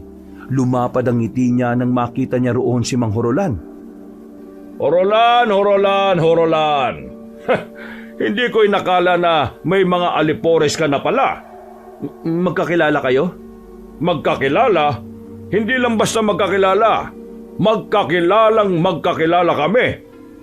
Kilala ko siya dahil noon pa man magkalaban na kami. Ako talaga ang pakay niya ngayon. Lumabas ng bahay si Mang Horolan. Lumapit siya at humarang sa amin. Wala man lang siyang dalang sandata, bagay na ipinagtaka ko naman. Alam naman kasi namin na maaaring mapalaban na kami noon at kaharap pa namin ang pinunong gabunan.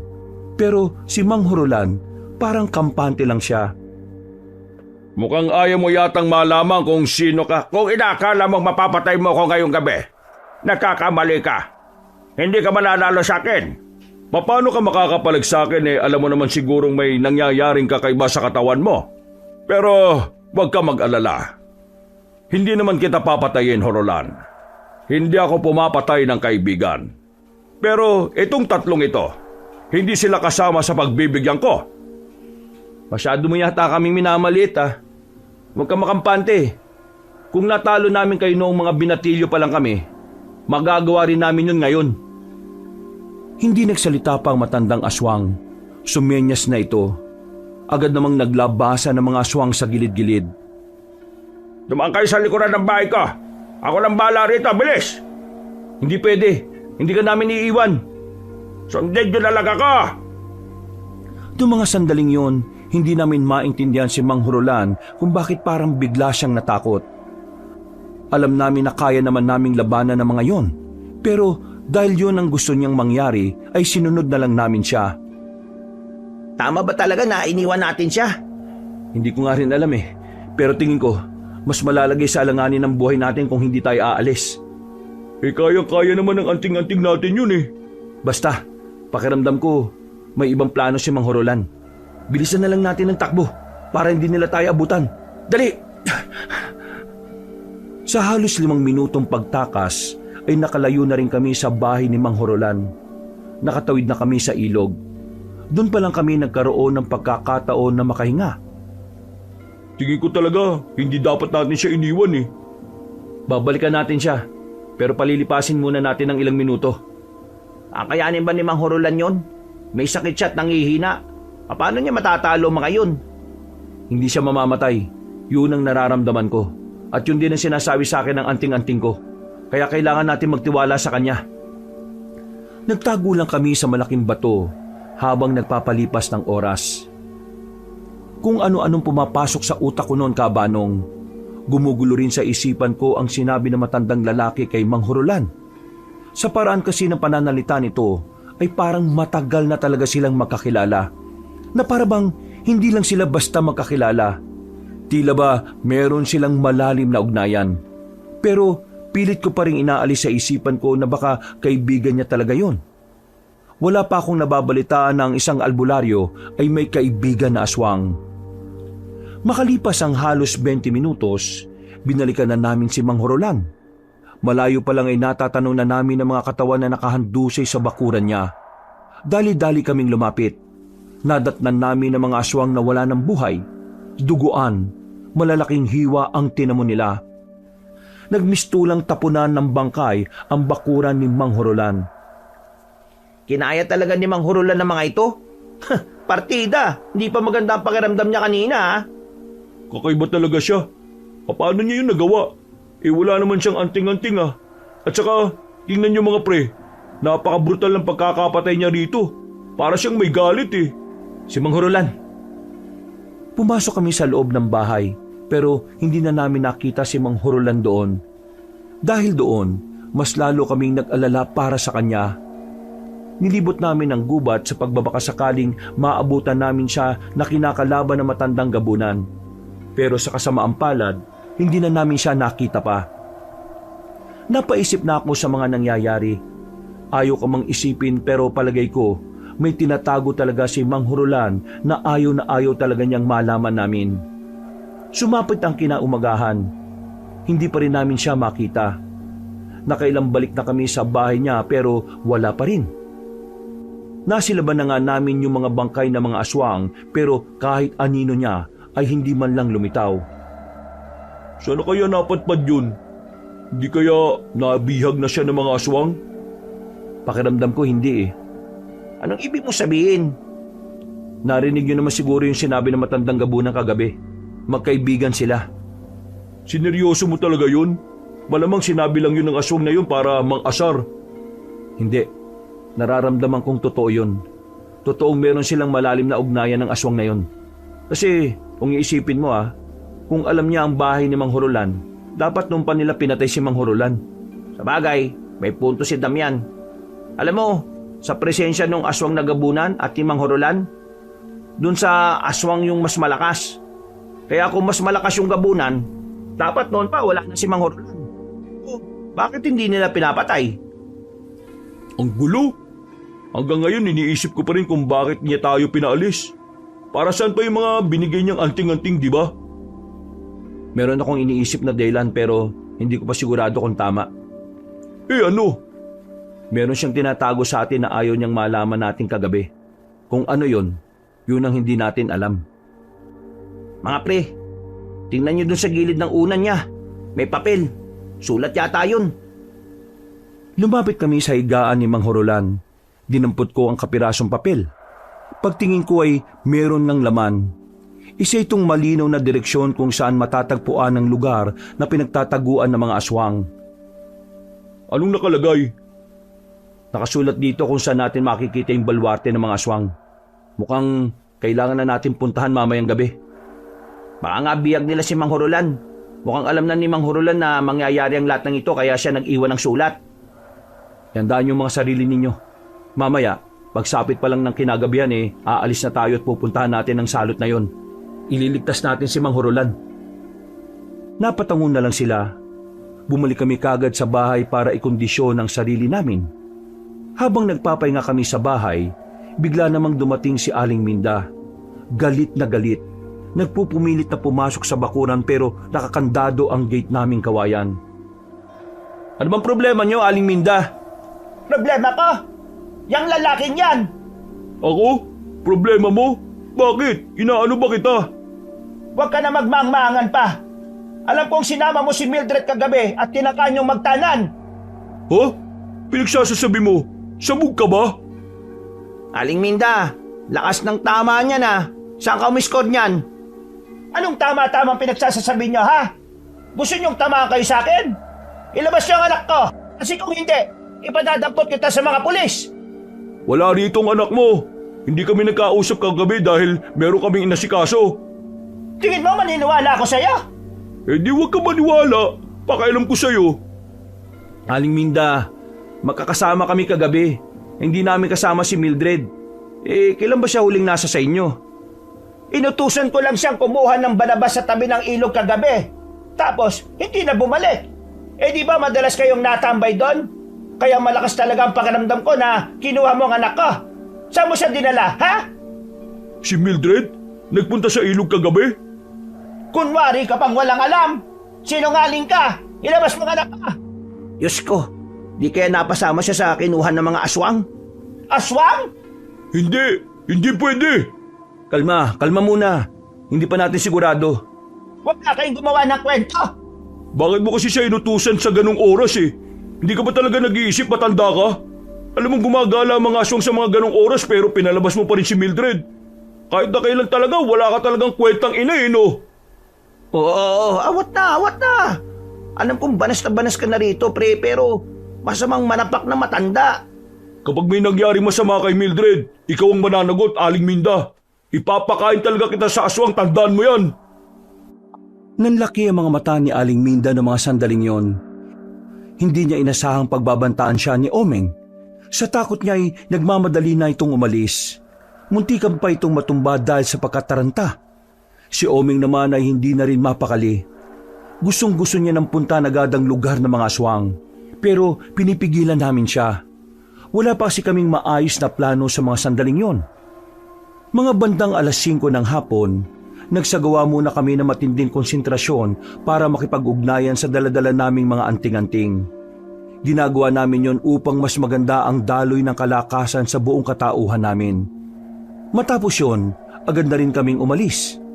Aminadong kinakabahan kami noon. Yung kasi ang unang pagkakataon na lulusob kami sa balwarte ng mga kalaban namin. 3 lang kami.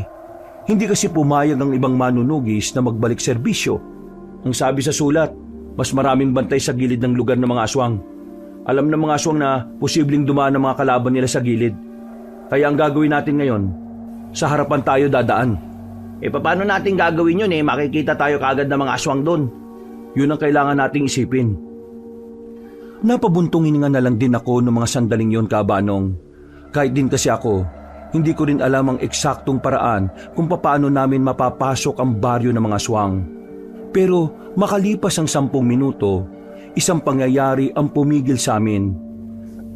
Bago pa kasi namin marating ang balwarte ng mga aswang, nakita na namin ang mga nilalang na yon sa isang parte ng gubat na kung saan meron silang mga kinakaladkad na babae. Ang iba pa nga sa mga babaeng yon ay mga wala ng damit. Pero meron pa rin namang may mga suot na damit ang iba. Dahil doon ay nagkaroon kami ng saglit na pagtatalo ni Omeng. Hindi natin pwedeng sundan ng mga yan. Dumiretso tayo dun sa lugar nila. Dahil kung totoo ngang nangunguha sila ng babae, malamang sa malamang doon din naman nila yung dadalhin. Paano kung hindi? Paano kung hindi nila doon dadalhin yung mga bihag nila? Paano kung sa iba nila yung dadalhin at sa lugar na yon, naroon din naman si Mildred? Pre, hindi lang naman tungkol kay Mildred kung bakit tayo narito. Ililigtas din natin si Mang Horolan. Hindi tayo pwede magdesisyon sa isang sitwasyon na hindi natin sigurado. Kailangan natin maging matalino ngayon, pre. Sige na, mauna na kayo. Ako nang bahalang sumunod sa kanila. Oming naman, masisira ang mga planong pinag-usapan natin Hindi ko pwedeng ipagsawalang bahala ito. Baka magsisi ako kapag hinayaan ko ang mga aswang na yan. Tapos sa pupuntahan nila naroon din Doon din yan sa balwate nila pupunta. Ano bang mahirap intindihin doon? Ibang direksyon nila, Damian. Ibig sabihin, iba rin ang lugar ng destinasyon nila. Mag-isip ka nga. Oo, baka naman kayo pa mag-away dyan Ito kasi, sabi na susuportahan ako sa pagmamahal ko kay Mildred. Pero ngayon, kontra naman ang kontra. Hindi naman sa kontra ng kontra. Meron na kasi tayong napag-usapan Yun ang susundin natin plano. Pasensya na kung masisira ang plano. Kailangan kong sundin ang kutob ko. Isira ulo ka ba? Sa inis ko sa kanya ay napalakas na ang pagkakasabi ko. Agad na uminit at naging aktibo ang daladala kong anting-anting. Sinyalis na nakakaramdam na ito ng panganib. Pagsilip namin sa mga aswang, nakita naming naglalakad na sila papalapit sa amin. May mga hawak silang sulo kaya kitang-kita namin sila. Wala na kaming panahon magtalo nun kaya pinaghandaan na lang namin ang kanilang paglapit. Yan na nga ba sinasabi ko Dahil sa katarantaduan yung dalawa, masisira talaga lahat ng pinagplanuhan natin. Nanahimik na lang kami sa kinalalagyan namin. Maya-maya pa'y nasa harapan na rin namin sila. Nakatigil lang sila at parang nakikiramdam. Noong mga oras na yon, aminadong kinakabahan na rin kami. Hindi dahil hindi namin sila kaya, kundi dahil alam naming maaantala ang pinakamisyon namin. Pero wala na kaming magagawa nun. Nasa sitwasyon na kami kaya inihanda na lang namin ang aming mga sarili. Hindi nagtagal ay kusa na rin kaming lumabas. Ginamit namin ang mga anting-anting namin para tapusin sila. Pero hindi namin inaasahan na ganun pala talaga sila kabibilis. Nagtago sila sa mga puno. Buti na lang ay naging aktibo na rin ng maayos ang anting-anting ni Omeng. Nakakakita na rin siya kahit madilim. Nakakakita na siya kahit nakatago ang mga kalaban namin. Tingin ko, natuklasan ko na ang tunay na kapangyarihan ng anting-anting ko. Uy, ayos! Nagawa naming malaman kung saan nagkukubli ang mga kalaban namin. At dahil nga sa kakaibang bilis at lakas na meron kami, unti-unti namin silang napaslang. Wala pang 10 minuto, patay na silang lahat. Habang ang mga biyag naman nilang kababaihan ay iyak lang ng iyak sa gilid. Pero tumahan din naman sila nang sabihin naming hindi kami masasamang tao. Tinanong na rin namin ang mga babaeng yon kung alam nila ang pinagdalhan ng iba pang babae. Pero wala silang ideya. Hindi rin nila nakita si Mildred. Bagay na ikinadismaya naman ni Omeng. Ligtas na kayo, huwag na kayong umiyak. Diretsuin nyo lang tong daan na to at magmadali kayo Sa dulo niyan may makikita kayong mga kabahayan. Humingi kayo ng damit para masuot. Kailangan na namin magpatuloy. Gusto pa sana naming ihatid ang mga babae sa mas ligtas na lugar pero wala na kaming sapat na oras. Kailangan na naming marating ang baryo ng mga aswang. Dahil kung hindi, siguradong mapapahamak na si Mang Horolan at si Mildred. Hindi rin naman nagtagal at narating na rin namin yon. Kahit na alam naman namin kayang-kaya naming lumaban, hindi pa rin namin maiwasan na hindi mangamba. Lalo na't inaasahan naming isang batalyon talaga ang daratnan namin doon. Pero nagtaka kami dahil pagtingin namin sa bungad ng lugar, wala na mga bantay. Nakaandusay na ang mga yon, mga wala na rin buhay. Pumasok kami, mas marami pa kaming nakitang bangkay na naroon. Pagtataka, kalituhan, yun ang una naming naramdaman. Hindi namin alam kung sino ang may kakayahang makaubos sa mga aswang na yon. Ano nangyari dito? Halos wala na tayong kakalabanin dito ah. Si Mildred, kailangan na muna natin siya mahanap. Dito kayo sa kabila. Dito naman ako sa kabila rin. Hanapin natin si Mang Horolan at si Mildred. Dali! Agad-agad kaming nagiwalay ng landas. Pero natingnan ko na yata lahat ng bahay, pero tanging mga bangkay lang ng mga aswang ang inabutan ko. Walang kahit na anong anino ni Mang Horolan. Nang balikan ko sila Omeng, kasama na nila si Mildred at ang 3 babae na kapwa bihag din. Ayon kay Mildred, nangunguha ang mga aswang ng mga babaeng birhen bilang alay sa paparating na pista ng mga aswang. Sigurado ba kayong wala nang naiwan? Kasi kung wala na, kailangan na nating umalis. Mildred, kayo lang ba talaga ang naroon sa kulungan na yon? Marami kami ron, pero kaninang hapon, marami ang nakatakas. May mga aswang na pinagala para hanapin ang mga yon. Wala na kaming ideya kung ano na nangyari sa kanila. Mga miss, sumunod lang kayo sa amin ha. Huwag na kayo mag-alala, ligtas na kayo. Sandali, Bakit? Takot na takot ang reaksyon ng mukha ni Mildred. Ganon din ang 3 babae na kasama niya. Nanginginig sila sa takot na parabang meron silang nasaksihan na kung anong brutal. Bakit Mildred? Ano ba problema? natatakot ako. Paano tayo makakatakas? Paano kung makasalubong natin yung halimaw na yon? Tinutukoy mo ba yung pinuno ng mga aswang, si Mang Pipito? Pipito? Hindi siya yung halimaw na sinasabi ko. Kahit siya, tinakasan din ng halimaw na yon. Anong ibig mo sabihin? May isang matanda kanina na nandito. Kinalaban niya ang lahat ng mga aswang. Pinagpapapatay niya. Brutal, marahas.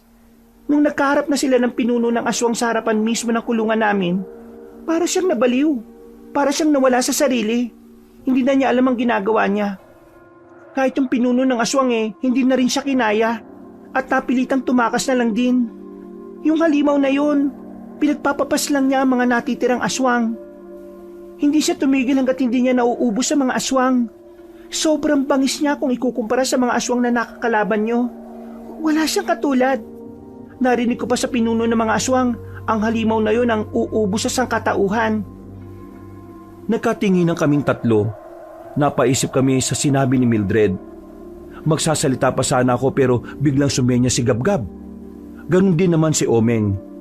Ayon kay Gabgab, naramdaman na niya ang presensya ng pinuno ng mga aswang. At nakita naman ni Omeng kung saan ito manggagaling. Omeng, mauna na kayo umalis. Kailangan maialis rito yung mga babaeng yan para hindi na sila madamay. Paano ka? Kakayanin ko ito. Masama na kita, Damian. Sige na, Omeng. Umalis na kayo. Kaya na namin to. Walang sinayang na sandali si Omeng at dali-dali na rin silang umalis. Hindi pa man sila nakakalayo ay lumabas na rin ang pinunong gabunan. May mga sugat at galos na ito sa katawan. Mga bakas ng pakikipaglaban ito sa sinasabing halimaw. Maswerte kayo dahil wala na kayong ibang iintindihin kundi ako na lang. Pero malas nyo dahil ako ang iintindihin ninyo. Magaling ka lang magsalita Kung talagang malakas at mabangis ka bakit naubos kayo rito? Aminado naman ako na mas malakas sa akin ang halimaw na yon. Alam mo kung bakit? Dahil ang halimaw na yon ang itinakdang uubos sa mga tao. Ginawa talaga namin siyang aswang dahil una pa lang, nakitaan na namin siya ng potensyal dahil sa mga kaalaman niya na meron siya. Isa pa, pambihira din kasi ang lakas ng taong yon. Sinasabi mo ba na dating taong halimaw na yon?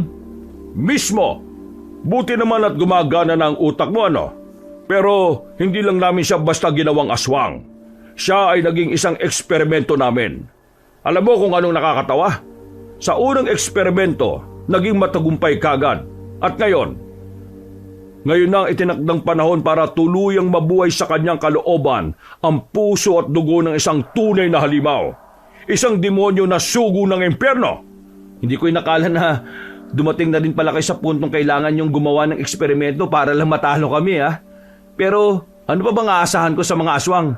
Gagawin ang lahat ng kasamaan para lang maipagsiksikan ang sarili nyo sa buhay ng mga tao. Kinailangan na lang namin gawin yon. Hindi dahil gusto namin kayong talunin sa ganoong paraan. Nakita mo naman, nadamay din ang mga aswang sa resulta ng eksperimento namin. Pero alam mo kung anong pinakadahilan kung bakit namin yung ginawa? Gusto lang naming malaman kung posible bang makagawa ng isang pinakamabangis na nilalang na gaya niya. At ngayong nalaman ko na pwede pala, isa lang ang ibig sabihin. Pwedeng-pwede kong ulitin ang eksperimento na yon. Tumigil ka! Hindi ko hahayaang magawa mo yun. Wala na kaming sinayang na sandali ni Gabgab. Nagmamadali na kaming lumapit sa kanya. Dala ang aming katana at sa pamamagitan ng kapangyarihan ng anting-anting, sabay naming inatake ang matandang aswang. Pero bigla siyang nagpalit anyo bilang gabunan. Mabilis niya kaming nailagan kahit na marami na rin siyang sugat sa katawan. Paglingon namin sa gilid ay naroon agad siya. Hinawakan niya ako sa braso. Ganon din si Gabgab. Hinila niya kami ng malakas at saka dinakma sa liig at idinikit sa pader. Akala nyo ba porke meron kayong gamit na anting-anting matatalo nyo ako sa laban na ito? Tigilan nyo na ang pag-iilusyon. Dahil sa mga sandaling ito, mauuna kayong mamatay. Mas sumikpit ang pagkakasakal niya sa amin. Naramdaman kong dumaloy ang dagdag na enerhiya sa katawan ko. Hinawakan ko siya sa kamay at saka hinila rin ng malakas. Nabitiwan niya kami. Sinamantala ko ang pagkakataon para tagain siya ng hawak kong katana. Pero nagawa niyang agawin yung sakin nang hindi ko namamalayan. Sobrang bilis niya. Pati si Gabgab ay hindi rin umubra. Yan! Kamao sa kamao na lang tayo. Madaya naman kayo kung gagamitan nyo pa ako ng sandata nyo, hindi ba? Gab, focus ha. Hindi pang karaniwan ng isang ito. Alam nyo kung saan pa ako natatawa? Kung sa akin ay hindi nyo na kayang makasabay, paano pa kaya sa halimaw na sinasabi ko kanina? Muli kong pinagana ang aking anting-anting. Lumakas ng triple ang pandama ko, kaya nakakasigurado ko noon na mararamdaman ko na ang bawat galaw niya. Maya-maya pa, lumusob kami ulit ni Gabgab. Nagawa niyang suntukin si Gabgab sa sikmura pero nang ako na ang lalapit sa kanya, nabasa ko na sa kaliwa manggagaling ang susunod niyang atake. Kaya naman agad ko yung inagapan at nakita kong nanlaki ang mga mata niya nang umilag ako kahit wala pang suntok niya. Hindi niya inaasahan na makakagawa agad ako ng tugon. Sinuntok ko siya ng malakas sa sikmura. Sa lakas ng pagkakasuntok, gumawa ito ng malakas na impact. Tumalsik si Mang Pipito at tumama sa pader ng kabahayan. Gab, ayos ka lang? Oo, ayos lang ako. Huwag mo akong intindihin. Kung ganon, tapusin na natin to. Aatake na sana kami pero nakabangon na pala ang gabunan. Sinalubong niya kami. Pero nailagan namin ang ginawa niya. Nang makita namin may maganda ng pagkakataon dahil wala na siya sa forma, naunang lumapit si Gabgab. Sinuntok naman siya sa bandang likuran.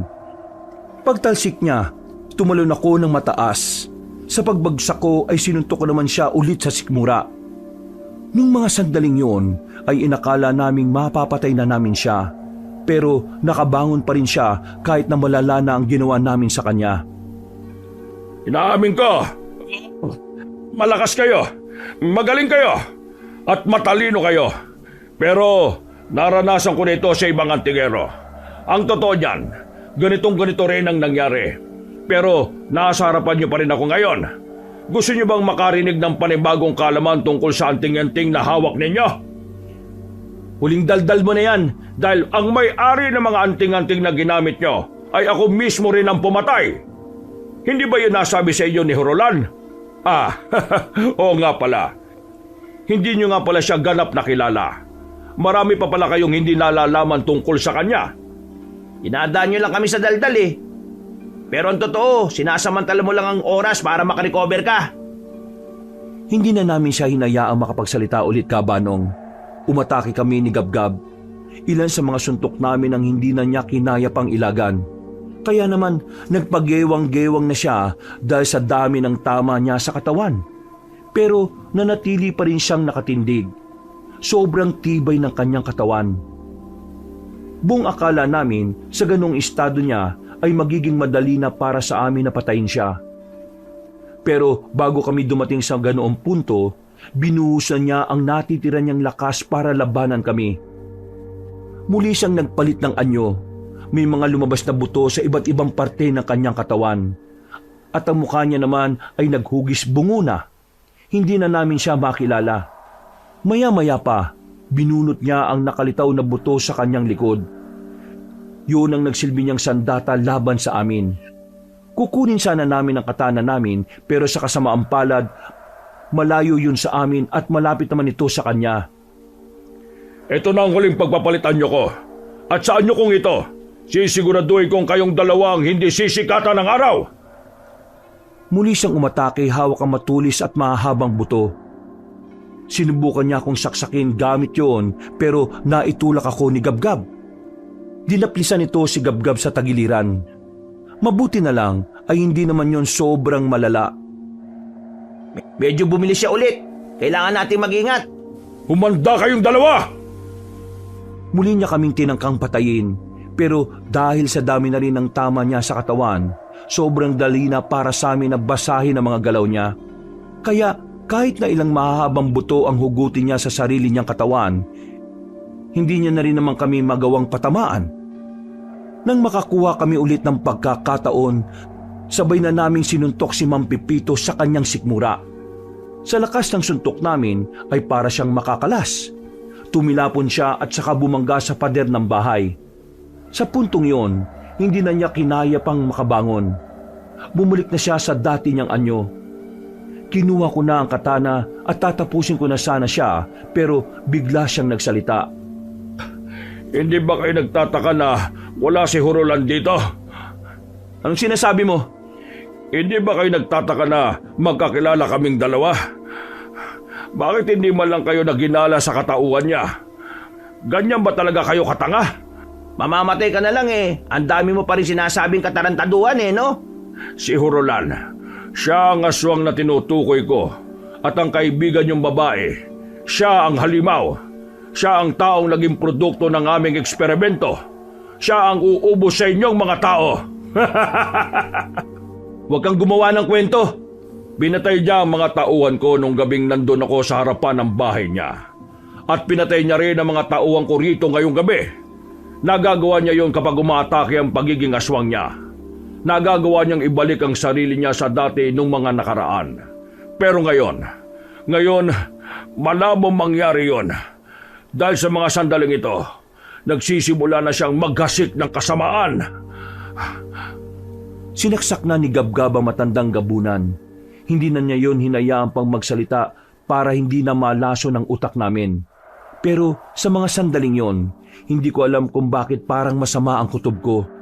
Kaya kahit na hindi kami sigurado kung totoo ba ang sinasabi niya, nagmamadali kaming makaalis doon. Bumalik kami sa baryo, pero payapa tahimik ang aming lugar. Walang kahit na anong bahid ng karahasan. May mga nakakasiyahan pa nga sa isang bakuran.